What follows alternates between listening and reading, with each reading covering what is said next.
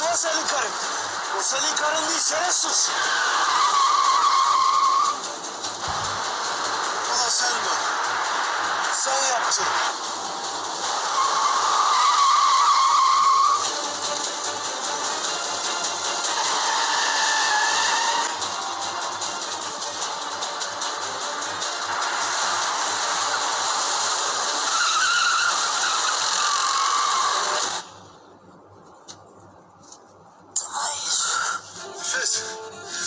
Nefes.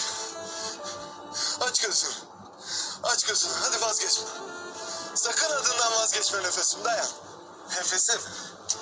Nefesim bu bizim sözümüz. Sözümüz bu bizim nefesim. Ben seninle yaşlanmak isterim. Hadi nefesim. Bak bizim saçlarımız bembeyaz olacak. Elimiz yüzümüz buruş buruş olacak nefesim. Dayan. Dayan. Sen üşüyünce omzuna arkayı ben vereceğim. Ben bir şeyi arayıp da bulamadım da sen nerede bıraktıysan oradadır diyeceksin. Bütün gün tepemden ivrim edeceksin nefesim. Ben hiçbir şey demeyeceğim. Hadi nefesim dayan. Kocaman bir sofra kuracağız ha. Herkes gelecek. Anam, Mustafa abim, Asya yengem, yangazlar, gelinler. Yiğit adı gibi yiğit bir delikanlı olmuş.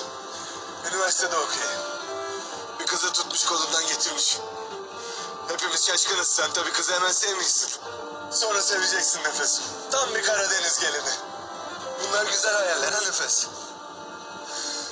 Hayaller de insan gibi canlıdır be nefesim. Onlar da nefes alır. Benim hayallerimi nefessiz bırakma nefes ne olur.